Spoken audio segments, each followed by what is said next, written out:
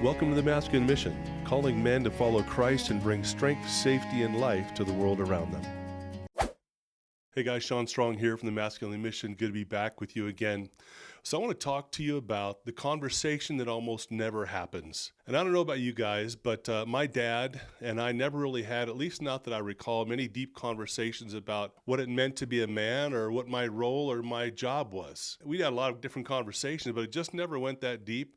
And I think maybe he was just an average guy. He didn't know the Lord. I mean, these are not things that people automatically dive into. But that was the case for us, just not of those deep conversations that address those things. And it's not that he didn't teach me things, because he certainly did. I think I shared this in an earlier podcast, but my dad, I suppose, was probably a lot like many of yours. He taught me some things like this. He said, hey, when you shake a man's hand, you need to do it firmly, not like a little pansy, which I'm like, hey, good advice.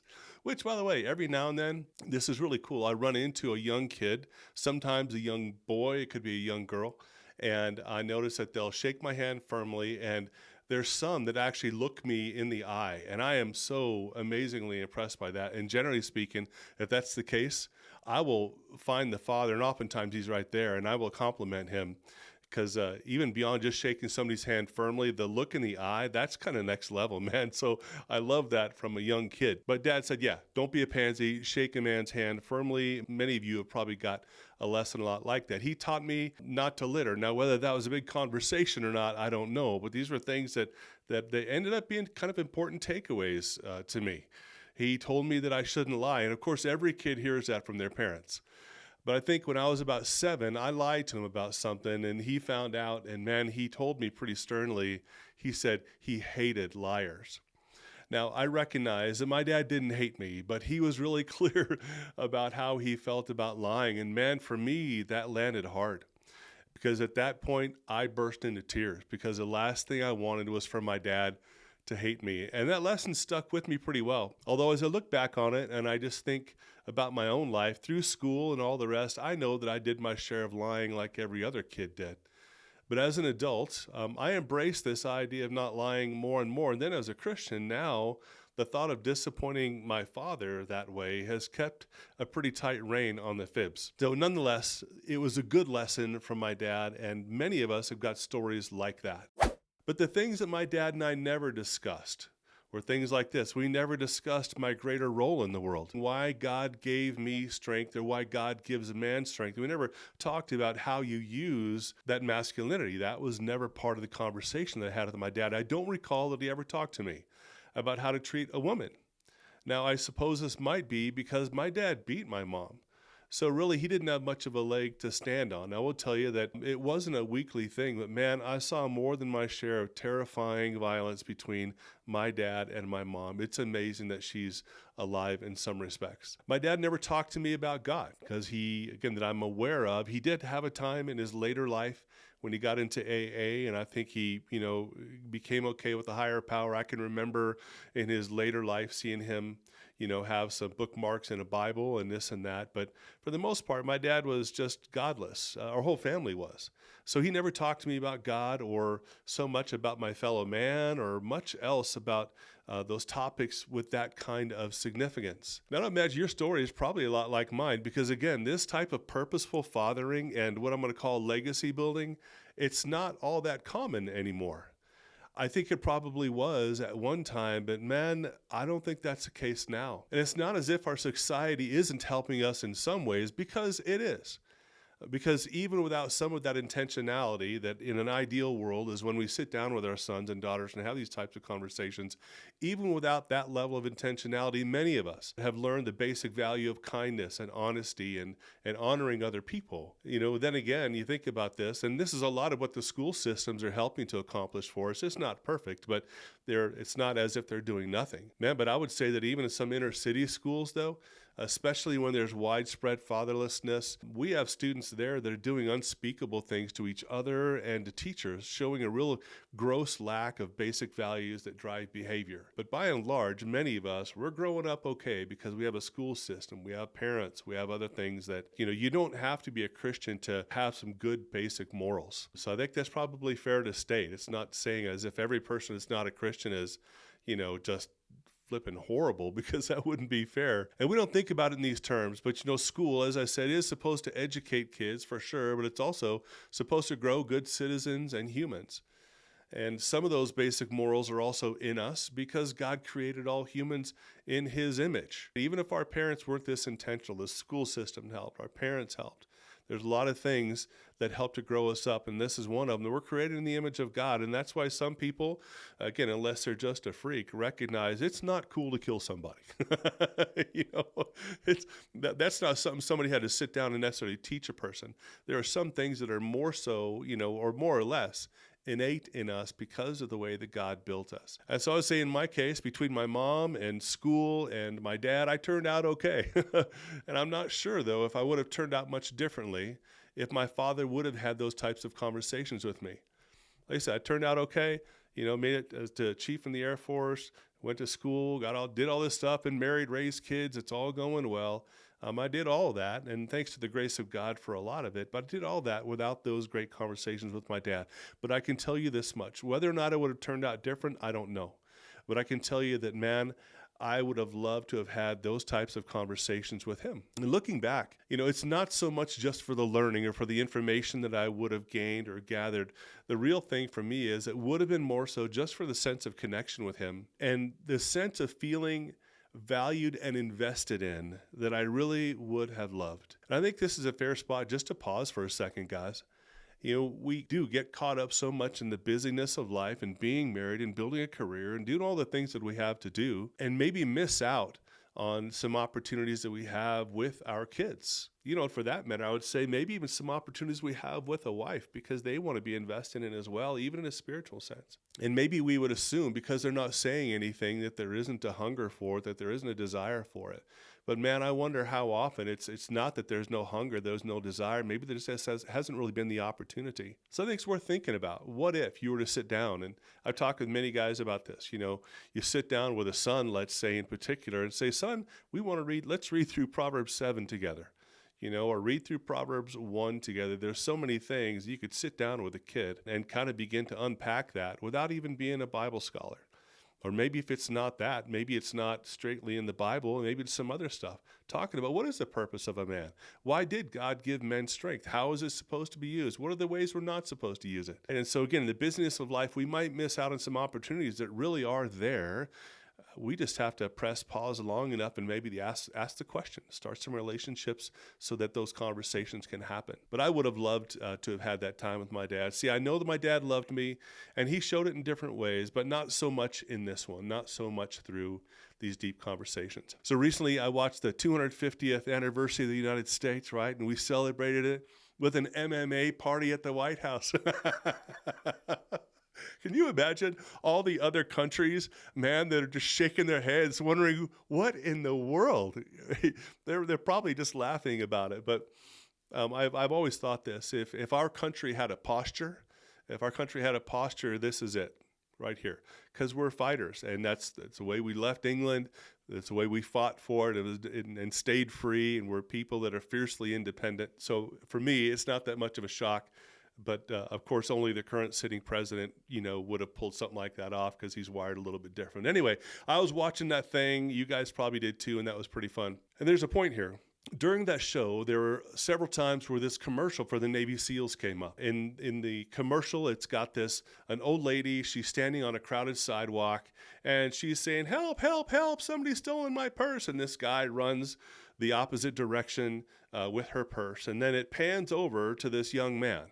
And the young man is probably 19 or 20 years old, and he hears a woman calling for help. He sees this crook. But as you watch that, you see that there's a pointed decision in this kid's mind about how he's going to respond. Now, recognizing that this is Hollywood, recognizing that this is a commercial, I get all that. But man, it did a great job of illustrating a couple things: honor, courage, bravery. Did a great job of illustrating this concern for a fellow citizen with whom he probably had no other connection. And it seems like, though it's Hollywood, it seems like this kid would have had an ethic or a value system that drove his priorities and his behavior, which, by the way, is the way it works. Your values drive your priorities drive your behavior. So values matter. Having an ethic that you can point to, that you understand, that you have clearly in hand matters, man. We got to know what we are about. And so it seemed like he would have had that, right? A strong value system that was driving his priorities and his behavior. And obviously he took action. And you can't watch that commercial without being inspired. I mean, if not to join the Navy SEALs, which that's pretty hooah if you can, that's awesome. If not to join the Navy SEALs, then at least to be the kind of guy that he was in this commercial. I can't imagine anybody that looks at him and doesn't think, dang, man, that's awesome. That's really, really cool. Reminds me of a story I told in a recent podcast about the guy on Flight 99, right on 9/11. And he's the, hey, let's roll guy that took down those terrorists. Everybody hears that story, and you can't help but admire that type of guy. And I think for us as men, I can't help but admire that kind of guy. I pray that I have that kind of courage, that kind of moxie and bravery as part of my ethic and who I am. It's in the fabric of my soul, so that if the opportunity or need should arise, man, I can do what the masculine mission says we are to do, and that is to use our masculinity in ways that give life, to take care of those more vulnerable than us. But I love that commercial. Now I want to tell you two other stories, and then we're going to kind of tie these things together. So my oldest granddaughter was in kindergarten. This has been some years ago. And I believe that she said that a bunch of kids were throwing balls of some sort at her at recess. And she added that the kids were very fast and she couldn't get away from them. She added this. She said, but then, so the kids are throwing the balls at her. She couldn't get away. And she says, but then Kellen came over and saved me. This is a little boy in her school. He came over and he grabbed her by the hand and they took off running and they got away. And these were her words. She said, because he was very fast, faster than I am. So this is pretty cool. I want to stop for just a second. This idea of, so what's the purpose and proper use of masculinity? To take care of those that are more vulnerable than you are. Now, a couple things that are cool here. One, the kid did it kind of by instinct. And by the way, I want you to know, I got the parents' contact information from the teachers and just told them, this is what your son did and how you must be doing something right because this kid acted with great character. But the point is, so two things we see. One, this kid, while he probably didn't intellectually have an understanding of the use of masculinity, he did it somehow by instinct. Two, right, she said he was faster than me. All right, not that every boy's faster than every single girl, but my point is, without knowing it, this kid goes and he utilizes his masculinity in a way that gave life to somebody else. This is pretty cool. So that was neat. So I was really proud, and I just told the parents, I said, you should be proud of your little man for stepping up because that was pretty amazing. Now I want you to contrast that story to this story. So we live here in Colorado. My wife was exiting the gym late in the evening, snowy, real icy. And as she walked toward her car, again, because it was icy, she slipped right beside her vehicle. And she fell super hard, hitting her head on the side of the car, and she landed on her butt. But she fell hard. As a matter of fact, we think now that she may have had a minor concussion. Now, there was a guy coming out of the gym who saw this happen. He was close to her. And so here was his response. He looked over at her, and she's sitting on the ground, dazed. He just saw her fall, and this is a big deal. She's sitting on the ground dazed, and this is what the guy does. He asks if she's okay. Well, that's cool. Good start. And then this freaking joker walked off. I'm like, what planet are we on? So he didn't offer to help her up. He just walked off. He saw her fall. He sees her sitting down there, and this guy just walks off. What a contrast to what we saw with this little 6-year-old boy that knows what it looks like to use his masculinity for something, to operate in this sphere of honor and bravery, and contrasting that to this guy was amazing. So now when I think of that Navy commercial, and again, I know it's still fiction, I couldn't help but wonder what would cause a young man who is again, portrayed in that commercial, what would cause a young man like that to be willing to take a risk, to chase down a bad guy for the sake of some old lady? I mean, and if it were to happen, it could be that the kid is just inherently brave.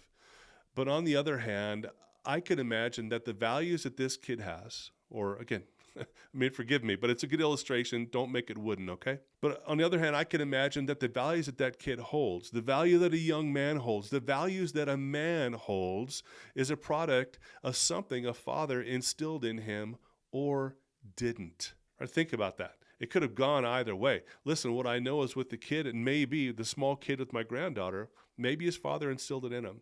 And with this other guy, maybe his father didn't it's interesting. Scripture talks about or infers and talks about sins of omission and sins of commission, the sins that you do and sins that come because of something that you didn't do that you were supposed to. And I kind of see this as a similar way. What a bummer if a father didn't have a conversation to help this guy understand. If you see a woman fall, you freaking idiot, help her get up. Sorry, I'm getting emotional. Still makes me mad. And it's been years now. You help a woman up. You help a woman across the street in the ice. You help a woman lift things. Listen, this should be really, really standard, you would think, but apparently it's not standard all the time. And let me be fair. There's a whole lot of good average guys that wouldn't have done what this joker did. A lot of good average guys know better, and they're to be applauded for that.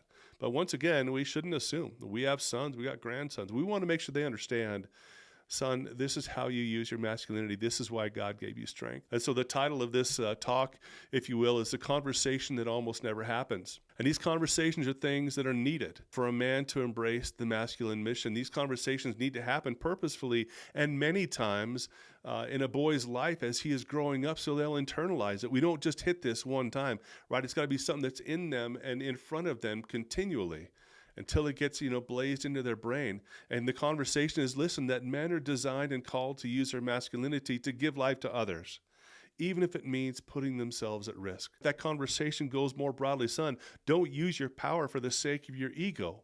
That's why you don't go punch a guy out because he cuts you off in traffic. And now I'm preaching to the choir here, right? I've never done that. I've just fantasized about it at one point or another. But these are the right conversations. Son, this is how you use your masculinity. This is how it is. And you open doors for a woman and you help people. There's all kinds of places you can go with that. But these conversations need to happen consistently and purposefully in the life of a young man. And not even if it's a young man, it could be in friends. Heck, it needs to happen in our own heart, our own mind first. Do we know what we're called to do? Are we aware of our purpose in this world and why we're there? And so while I talk about this idea of, masculinity gives life to others, even if it means putting yourself at risk, listen, irrespective of whether or not a scenario like that will ever happen, whether it's the kid chasing down a robber or us being in a place where there's an active shooter thing or some guy kicking down your door, even if that scenario is likely to never happen in our lives, the most important part is that we embrace that ethic regardless, this ethic of life-giving masculinity. Right, that we embrace that for ourselves and we do our best to ensure that our sons and our grandsons and other men in our sphere of influence have the same understanding of the purpose of their strength. It's a baseline ethic that's got to be there. It's inculcated into the fabric of your life, irrespective of whether or not you ever have to do that kind of a flex in the real world. But when you have that ethic, remember I said values drive, right, your priorities, and your priorities will drive your behavior. Man, the fabric has got to be, why did God make you the way he made you? And it's so that it can give life to other people. And when I compare those two scenarios, the one with my granddaughter being saved and that little boy, with the little boy that is, and comparing that with the guy that saw my wife fall without even offering to help her, man, I'm kind of dumbfounded. And I wonder, once again, about how much of what I saw or what I heard in those stories had to do with the conversation that a father had or never had with his son. And that conversation, again, can't be sure, but it could be that those conversations or lack thereof is what caused those two outcomes to be so very different. A 6-year-old boy that's being a hero and an adult man that was a pretty poor excuse for a man, in my opinion. So guys, listen, we want to hammer away at this because it's important for us. It's important for us, for our sons. Men, use your strength to help women and protect those more vulnerable than yourself. That could be another man. Yeah, that's okay. It could be another man. It could be a teacher. It could be somebody in a grocery store. It could be anybody. But the point is, use your strength to protect women and those more vulnerable than yourself, and then teach your sons and grandsons to do the same. See, we need to endeavor to be honorable men, even men that are admirable. This is going to come up in another teaching that I'll do, is this idea of being a man that your wife can admire. Oh my gosh. But has potential to be a real game changer for us. because it's so easy to apprehend and understand. But we need to endeavor to be honorable men. Those guys, that are working to be admirable, to grow, and so that we can grow the next generation to do the same. And I just think, man, just imagine what would happen if every man embraced this one single ethic in his life. What if every man in the world embraced this ethic that said that the reason that God gave me strength is so that I could use my masculinity to bring life to other people? It would change everything. See, that's why the masculine mission is so powerful, because if this were to be lived out on a wide scale, it would change an entire society, where women would be less afraid. Why? Because they would know men to be men of honor, men that utilize their masculinity for the good of people that are around them, instead of what they see so often, and that is masculinity that's self-interested, or masculinity that's really not being walked out at all, that is freaking detached. I told you guys about this before. It makes me so mad when I look at a YouTube video or a Facebook post, and there's somebody's getting the crap beat out of them, and there's a bunch of douchebags with their iPhone out, just recording it and not doing anything. I'm not saying that we don't count the cost before those things. I'm not saying we become reckless, but it's pretty dang pathetic when you see what our society has kind of devolved into, where men have masculinity, but either they're using it for their own ends or they are disinterested and they won't use it for the things that they ought to. And man, we want to do better, right? That's the whole idea behind the masculine mission, being men that want to do better and to make a difference. But if everybody embraced it, women would be a lot less afraid. And if we embraced the masculine mission, men would walk taller. And man, that's a good feeling, knowing who you are, knowing why you've been created, always pressing forward to be the best that you're able to be in a real reasonable sense. Just know you've got that purpose should make you walk taller. I hope that's the case for all of us. All right, guys, I think that's it for today. Bless you. And listen, as always, man, share this if you don't mind. Man, like, subscribe, do all the things that you've got to do. I'm just really hoping we can get the word out that, man, there's a good place for masculinity for Christian men, and we just want to be able to put some meat on those bones and say what it's like. All right, gents, take care. God bless.